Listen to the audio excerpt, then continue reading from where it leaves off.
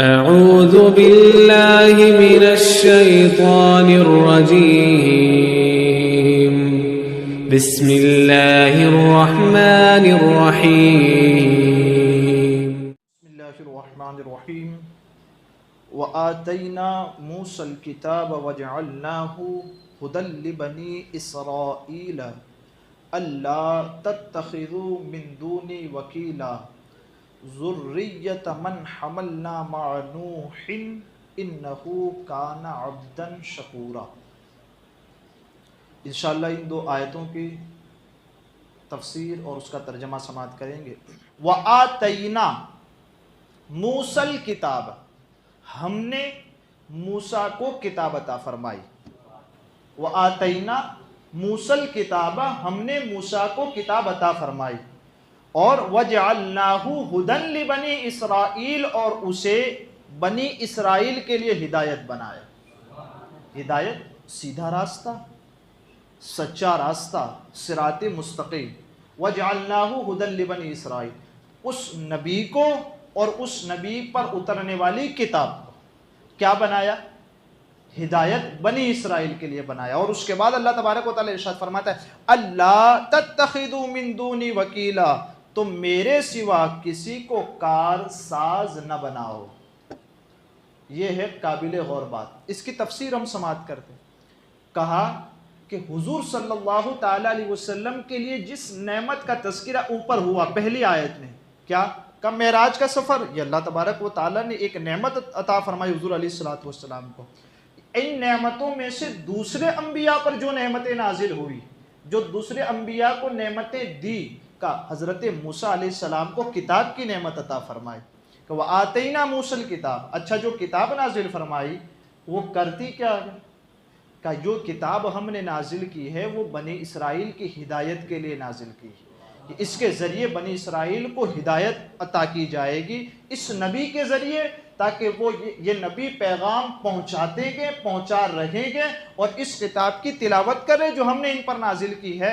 اس کے سبب جو کفر کی اور کفر کی جو ناپاکی ان کے دلوں میں کہ وہ کفر کی ناپاکیاں دور ہو کر ہٹ کر کے ایمان کی روشنیاں ان کے دلوں میں آتی، وہ رب کو ماننے والے ہو جاتے ہیں۔ ٹھیک ہے، اب یہاں خاص طور پر اس کو سماعت کرے کہ یہاں کیا ہے، جب موسیٰ علیہ السلام پر جو کتاب نازل ہوئی اس کے بارے میں اللہ نے کیا فرمایا کہ یہ ہدایت ہے بنی اسرائیل کے لیے، بنی اسرائیل کے علاوہ، سمجھ رہے ہیں؟ لیکن قرآن مقدس جب نازل ہوا نا تو اب آؤ قرآن مقدس کے بارے میں۔ شہر رمضان الذی انزل فیہ القرآن ھدی للناس، یہ ہے کمال کہ محبوب جب قرآن مقدس ہم آپ پہ نازل کریں گے تو جہاں جہاں اس کائنات میں انسان رہتا ہے ہر انسان کے لیے قرآن ہدایت بن جائے۔ یہ ہے اصل چیز، وہاں صرف اور صرف بنی اسرائیل کی ہدایت ہے، موسیٰ علیہ السلام پر جو کتاب اتری ہے، اور محبوب جو قرآن آپ پر اترے گا وہ کائنات میں جہاں جہاں انسان اور لوگ بسیں گے ان تمام کے لیے ہدایت۔ یہ ہے کمال، اس سے اندازہ لگائیں محبوب کے مرتبے کا بھی عالم کیا ہے۔ لبنی اسرائیل اللہ تتخذوا من دونی وکیلا، یہ ہے اصل چیز جس پر غور و فکر کرنا ہے کہ اللہ تبارک و تعالیٰ کے علاوہ کسی کو کارساز نہ بناؤ۔ مثالیں میں نے بار بار دی، اس کو پھر میں آپ کے سامنے پیش کرتا ہوں کہ ہم جب پیاس لگتی ہے تو ہم پانی کا سہارا لیتے ہیں اور پانی کے ذریعے اپنی پیاس کو بجھاتے ہیں۔ پانی پیاس نہیں بجھاتا، سمجھے اس کو، پانی پیاس نہیں بجھاتا، پیاس حقیقت میں اللہ تبارک و تعالیٰ بجھاتا ہے۔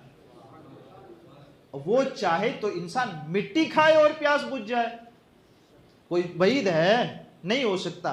انسان منہ میں آگ ڈالے اور پیاس بجھ جائے، لیکن یہ سبب بنا دیا ہے اللہ تبارک و تعالیٰ نے، وہ جو پیاس بجھانے کا سبب ہے وہ پانی میں رکھا ہے۔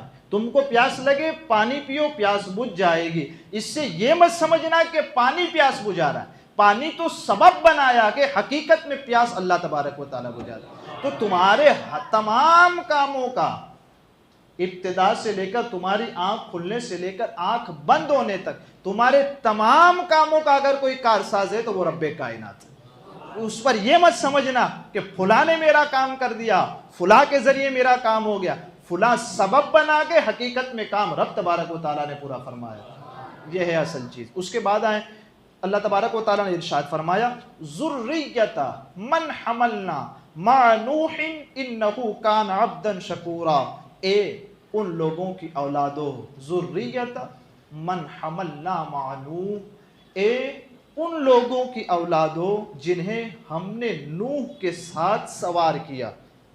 حضرت نوح علیہ السلام کی کشتی ہے نا، تو ان لوگوں کی اولاد، حضرت نوح علیہ السلام کو اولاد آدم ثانی کہا جاتا ہے.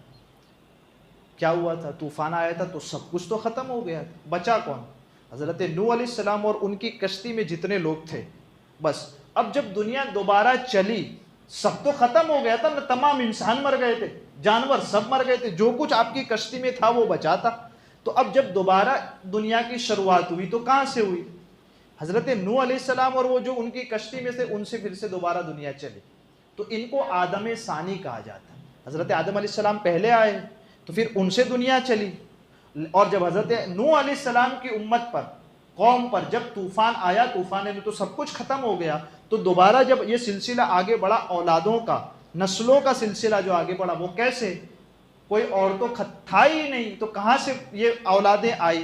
کہ حضرت نوح علیہ السلام کے جو بیٹے ہیں 5، ان بیٹوں کی نسلیں چلی، اور یہ تمام جو اس کائنات میں ہم انسان دیکھتے ہیں، یہ انہی کے اولاد ہیں، حضرت نوح علیہ السلام کے بیٹوں کی. یہاں ایک بات یہ بھی ذکر کر دوں، حضرت نوح علیہ السلام کے جو 5 بیٹے تھے، ان میں سے 3 ایمان لائے تھے.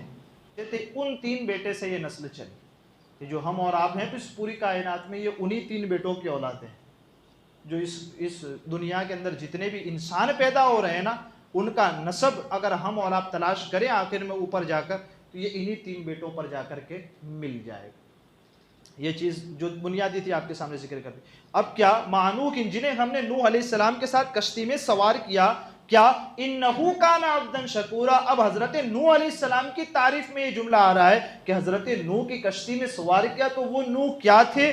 کہا وہ یقیناً بہت زیادہ شکر کرنے والے بندے تھے، وہ سب سے زیادہ شکر گزار بندے تھے. اور کیسے شکر گزار تھے؟ حضرت نوح علیہ السلام کے بارے میں یہ بات آتی ہے کہ آپ لقمہ کھاتے، ایک لقمہ کھانا کھاتے اور اس کے بعد اللہ کا شکر ادا کرتے، پھر لقمہ کھاتے تو پھر اللہ کا شکر ادا کرتے، پھر لقمہ کھاتے تو پھر اللہ کا شکر ادا کرتے، چلتے نا تو پھر شکر ادا کرتے. مولا یہ تیرا کرم ہے کہ چلنے کی توفیق عطا فرما، چلنے کے لیے طاقت عطا فرمائے. اس قدر شکر گزار تھے، اس قدر شکر گزار تھے کہ اللہ تبارک و تعالیٰ نے ان کے اس وصف کو قرآن میں بیان فرمایا. حضرت نوح علیہ السلام کو بطور خاص شکر گزار بندہ فرمانے کی وجہ کیا؟ یہی جو آپ کے سامنے پیش ہوئی کہ وہ کوئی بھی چیز کھاتے، ایک لقمہ کھاتے پھر شکر ادا کرتے، لباس پہنتے تو پھر شکر ادا کرتے. اب یہ تو حضرت نوح علیہ السلام کا معاملہ ہے نا، اور حضور صلی اللہ تعالیٰ علیہ وسلم کے بارے میں آنچے خوباں ہما دارن تو تنہا داری. تو تمام انبیاء کرام جو الگ الگ کمالات رکھتے ہیں، محبوب آپ تنہا وہ تمام کمالات رکھتے ہیں. لیکن ایک ایک نبی کو جو وصف الگ الگ دیا گیا تھا نا محبوب، وہ تمام وصف تو آپ میں اکٹھا کر دیے گئے ہیں. تو حضور صلی اللہ تعالیٰ علیہ وسلم کس درجہ شکر ادا فرماتے کہ حضور علیہ السلام خود جب بیت الخلاء کے لیے بھی جاتے تب بھی اللہ کا نام لے کر کے جاتے، بیت الخلاء سے باہر نکلتے تب بھی اللہ کا شکر ادا کرتے، جب کسی بیمار کو دیکھتے تب بھی شکر ادا کرتے، پروردگار عالم تو نے مجھے صحت عطا فرمائی اس لیے تیرا شکریہ. جب کوئی اچھی خبر سنتے تب بھی اللہ کا شکر ادا کرتے، جب کوئی چیز اچھی دیکھتے تب بھی اللہ کا شکر ادا کرتے. کوئی کفر کی تاریکی کو چھوڑ کر ایمان لاتا اور مسلمان ہو جاتا، اس پر بھی اللہ کا شکر ادا کیا کرتے. مجھے اس پر حضرت اماں عائشہ صدیقہ رضی اللہ تعالیٰ عنہ کی وہ روایت یاد آتی ہے کہ آپ اماں عائشہ صدیقہ رضی اللہ تعالیٰ عنہ فرماتی ہیں کہ میں حجرے میں ہوتی، کمرے میں ہوتی، حضور علیہ السلام عبادت کرتے، اور عبادت کا حال یہ ہوتا کہ قیام اتنا لمبا ہوتا، اتنا لمبا فرماتے کہ آپ کے قدمان مبارک ورم کر جایا کرتے، کپ کپاہٹ طاری ہو جاتی، اتنا لمبا آپ قیام فرماتے.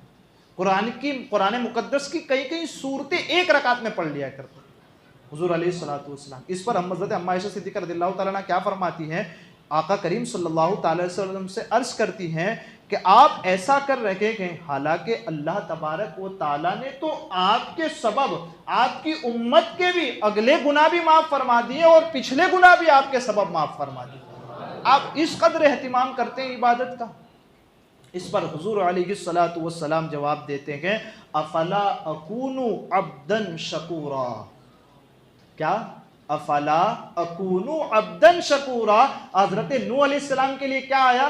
انہو کان عبدا شکورا۔ حضور علیہ الصلوۃ والسلام اما عائشہ صدیقہ رضی اللہ تعالیٰ عنہ کو جواب میں فرماتے ہیں، افلا اکون عبدا شکورا، اللہ تعالیٰ نے مجھے اتنا بڑا مقام اور مرتبہ عطا فرمایا تو کیا میں اپنے رب کا شکر گزار بندہ نہ بنوں؟ میں پھر کیوں شکر نہ کروں کہ اللہ نے تمام نبیوں کا سردار مجھے بنا دیا۔ یہ ہے اصل چیز۔ تو خاص طور پر شکر گزار بننا یہ بہت بڑی نعمت ہے۔ انسان کے پاس کچھ بھی نہ ہو باوجود اس کے وہ شکر کرے، یہ سب سے عظیم نعمت ہے۔ اور جو شکر کرتے ہیں، اللہ کا اپنا فرمان ہے، لئن شکرتم لازیدنکم، جو ہماری نعمتوں پر شکر کرتے ہیں ہم انہیں اور نعمتیں عطا فرماتے ہیں، ہم ان کی نعمتوں میں اور اضافہ فرما دیا کرتے ہیں۔ اور حضور صلی اللہ تعالی علیہ وسلم آپ دعا فرماتے، اللہم اعنی علی ذکرک و شکرک و حسن عبادتک، اے اللہ تو میری مدد فرما، کس پر؟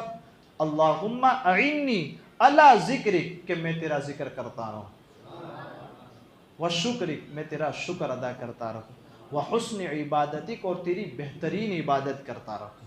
تو یہ ہمارے اور آپ کے لیے بھی ہے کہ جب ہمارے آقا یہ دعا فرماتے ہیں، اللہ تو میں تیرا ذکر کروں اس پر میری مدد فرما، تیرا شکر ادا کرتا رہوں اس پر میری مدد فرما۔ جو کچھ ہمارے پاس ہے ہر لمحہ ہمیں اس پر اللہ کا شکریہ ادا کرنا چاہیے، اور جو نہیں ہے ہمارے پاس اس کے بارے میں ہمیں صبر کرنا چاہیے۔ آج نہیں تو کل وہ چیز ہو سکتا ہے اللہ تبارک و تعالیٰ کسی کے صدقے میں ہماری جھولی میں وہ ڈال دے، اپنے فضل سے ڈال دے۔ تو جو چیز ہے اس پہ شکر، جو چیز نہیں ہے اس پہ صبر، لالچ نہیں ہونی چاہیے۔ دو ہی چیز آتی ہے، شکر ہو اور ساتھ ساتھ میں صبر ہو۔ ان دو کے مقابلے میں لالچ اور حسد یہ چیزیں آتی ہیں۔ لالچ میرے کو بھی مل جائے، میرے کو بھی مل جائے، اور آخر میں یہ نہ ہونا اس کے پاس سے چلا جائے، یہ چیز آتی ہے۔ تو صبر اور شکر یہ بڑی نعمت ہے، اس کے مقابلے میں جو لالچ اور حسد ہے اس سے ہمیں اور آپ کو بچنا چاہیے، اور ان دو نعمتوں کے بارے میں دعا کرنا چاہیے کہ اللہ ہمیں شاکر بھی بنائے اور صابر بھی بنائے۔ اللہ تعالیٰ مجھے آپ کو کہنے سننے سے زیادہ علم اور عمل کی توفیق عطا فرمائے۔ یہ قرآن مقدس کی جن آیتوں کی تفسیر کو ہم نے اور آپ نے سماعت کی، اس میں ہمارے کہنے میں آپ کے سننے میں عمدن سہون کوئی خطا ہوئی ہو، اللہ عز و جل اپنے حبیب کے صدقے اسے معاف فرمائے۔ استغفر اللہ ربی